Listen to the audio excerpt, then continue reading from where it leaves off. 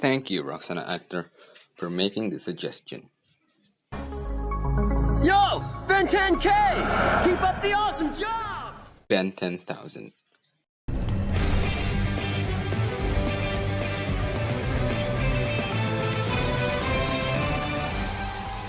Ben 10,010.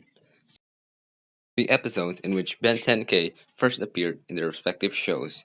And in this video, we're gonna be comparing two of them and see which one is better. So before we start, as usual, this video is about my opinion, so you may think differently. Now, get into that time machine and let's go on a journey to the future to begin the comparison. Ben 10,000 starts off the episode with Ben, Gwen, and Max in a forest. Surprisingly, Ben and Gwen are actually getting along somewhat and not calling each other a dweeb. After a while, Max leaves and... Is he gone? Yep. Oh, there it is. There's the big ring we all know and love. That's totally not overused. It turns out it's Max's 60th birthday, but Ben didn't get him any cake. Suddenly a portal opens up. A hooded figure flew in and grabbed Gwen back to the portal. Ben transforms to accelerate and went to the portal to save Gwen. On the other side of that portal, they see a futuristic looking city with aliens, and everybody seems to recognize Ben, even in his alien form. Ben 10K! Keep up the awesome job! They notice a big statue behind them that says, Hero of heroes, Ben 10,000. This guy, who appears in Omniverse, and I've already forgot the name of, shows up and seeks revenge on Ben. The hooded figure stood up and attacked him, until another Accelerate showed up and finished him off. Young Ben realizes that it's his future self, and that figure turned out to be future Gwen. Ben 10K tells old Gwen to bring them back, and they meet future Max, who's somehow still alive. They all follow Ben 10K to help him beat Animo. Ben realizes that his future counterpart is too focused on getting the job done, and that he's no longer fun. After beating Animo, 10K tells the Galactic Enforcers to send Animo back to the Null Void, and takes young Ben and Gwen to the headquarters. He explained how the future is, and how he's basically ripped and tore Vilgax. They arrive at HQ, young Ben thinks it looks cool, yada yada, but meanwhile Animo poisoned the Galactic Enforcers and freed Vilgax, which is not in very good shape, not gonna lie. The base suddenly gets a danger warning in the Null Void reactor or something like that, and Animo somehow brought Vilgax back to life from all those tiny remains. The two Gwens and future Max fights Animo, while Ben 10K agrees to let young Ben help him fight. The baddies are defeated, and 10K learns that he shouldn't be a jerk and theorist all the time. Young Ben and Gwen goes back to their time, and Ben gives President Max a cake, which will later alter the future, apparently. Make a wish, Grandpa! That's really just the right man in the wrong place and make all the difference in the world situation. In Ben 10,010, it starts off with the special showing the Statue of Liberty and how there are explosions and chaos happening all around it.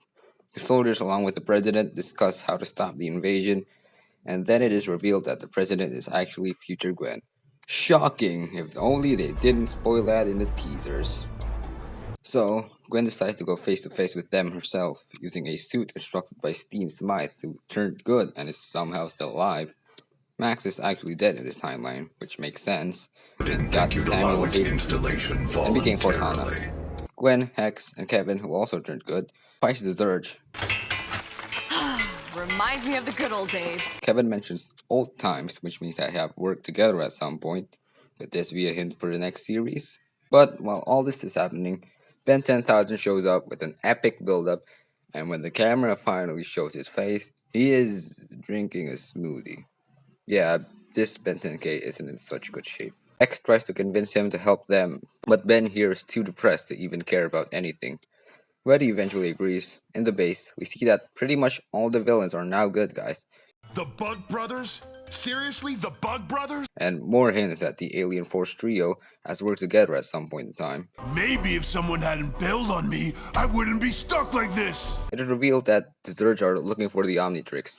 Ben 10K goes back in time to get help from his past self, who just unlocked the new transformation, Surge, which is the same species as the alien invading Earth in the future. This alien renders useless to young Ben, as he didn't show any special abilities apart from flying. 10K arrives and yeeted present time Steve Smythe and took young Ben to the future. which is in chaos. Seeing Ben as Diamond Head, Gwen gives yet another hint of a next series. Kevin? Since when can you do diamond? I think. Not so sure about that one. They both turn into Surge, beat the invasion, yada yada. Young Ben goes back to his time, society's rebuilt in the future, 10K is no longer fat, and they all live happily ever after. It's hero time! And that was a terribly done summary of both episodes. And of course, we're gonna be comparing the two of them. I think Ben 10,010 did a better job with the plot, despite being a bit too rushed at times. Ben 10,000 feels more like an introduction to the future timeline instead of an actual episode. And even though it's only half the length of 10K10, it didn't have any pacing issues, but that's only because it didn't offer much story in my opinion. Let's look at the introduced future characters now.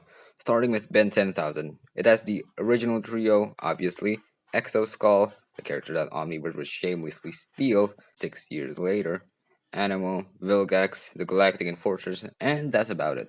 Ben 10,010 didn't have any new characters, but featured almost all the characters that mattered, and even a little cameo of a crew member. And though they didn't get that much screen time, they're still there. For the aliens, I think it's a win for Ben 10,000. There are 3 new aliens used by Ben 10K, and he uses all the 10 aliens young Ben has, each with their own feature designs. Well, except for Grey Matter, Ghost Freak, and Upgrade, but most of the OG 10 is here. 10,010 features 4 new aliens, if you count the Humongoraptor, but not all the aliens young Ben had appeared. Like Ben 10,000, most of the new aliens are there just because, well, they're there. Like Spider Monkey only appeared to make the older fans watching this go, "Whoa, Spider Monkey!" And the same kind of goes to Buzz Shock as well. I really hate this thing. Also, I'm actually surprised Spider Monkey still has the same voice after all these years. Oh, really? Because I feel like it's totally necessary. Whoa!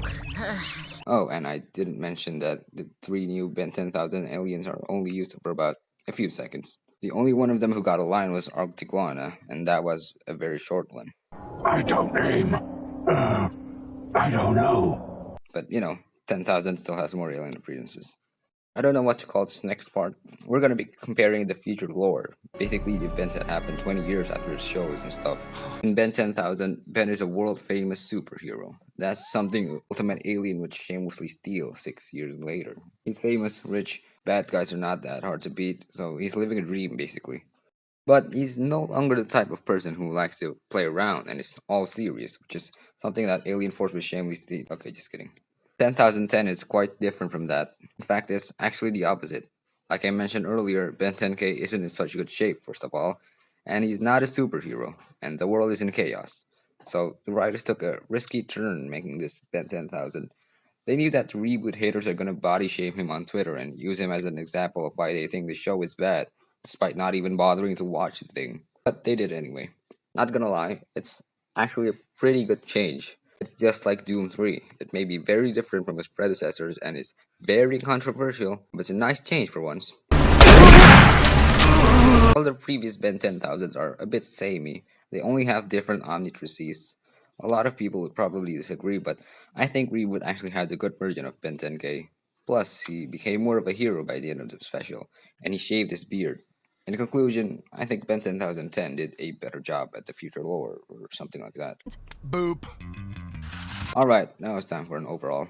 As I mentioned, Ben 10,010 did more stuff better than Ben 10,000, but the thing with 10K10 is the pacing and sometimes cringe jokes, and the fact that ever since the first leaks, I expected a lot more from this special than what we got. It's probably just my bias that's coming into play because I've been so hyped and I had waited months for it to come out. 10K10 was more about future Ben, while Ben 10,000 was more about both of the Bens. So, which is better?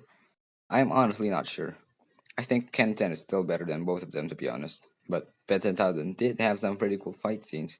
So for the sake of this video, I'll say that the original Ben 10,000 episode is better. And that's gonna be all for this video. I hope you'll find it somewhat enjoyable. Thank you for watching, and I'll see you next time. Adios.